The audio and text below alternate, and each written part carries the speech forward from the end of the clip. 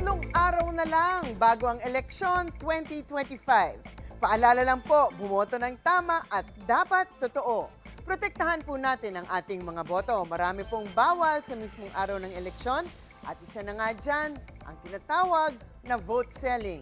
Ano ba ang sinasabi ng batas tungkol dito? Ask me, ask Attorney Gabby.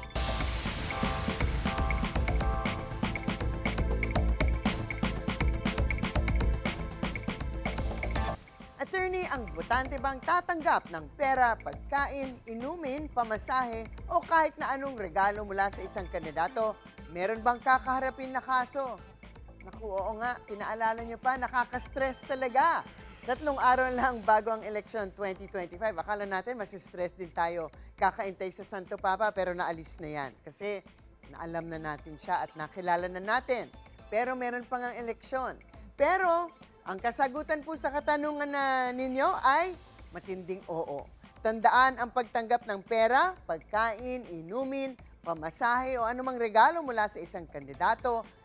Medyo kapalit dapat ng inyong boto ay tinuturing na vote selling, isang seryosong paglabag sa batas. Maaari din tong in the form of mga gift bag, ayuda, groceries, mga health at insurance cards na may kasama usually sample ballot o mukha ng kandidato. Pwede ring mga pabingo o mga talent show na may mga papremyo. Pero pag abot na ng premyo ay siguradong malalaman na ninyo na may isang kandidato na may pabuya dito. At take note, hindi nangangailangan na siguradong nakuha ang boto ninyo dahil ang ginagamit ng salita ng batas sa Section 261 ng Omnibus Election Code, ang ginagamit ng salita ay kahit na anything of value na maaaring maka-induce. Ibig sabihin, pwedeng kahit makahikayat lamang o maka-impluwensya sa isang botante na bumoto o huwag bumoto para sa isang kandidato ay form na nga ng vote selling.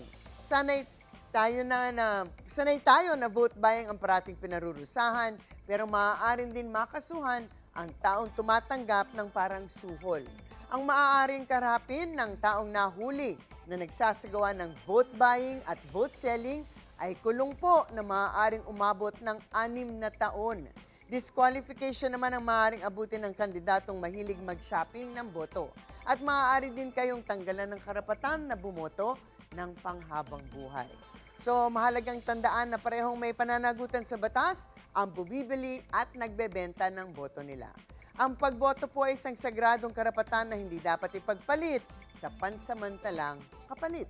Gamitin to ng may integridad at para sa ikabubuti ng bayan. Sabi nga nila, kung nahihirapan kayong maging matalino sa pang-araw-araw, well, sa May 12 po, maging matalino po tayo and vote wisely. Alam nyo na, mga usaping batas, bibigyan po nating linaw para sa kapayapaan ng pag-iisip. Huwag magdalawang isip. Ask me, ask Attorney Gabby. Ikaw, hindi ka pa nakasubscribe sa GMA Public Affairs YouTube channel? Bakit?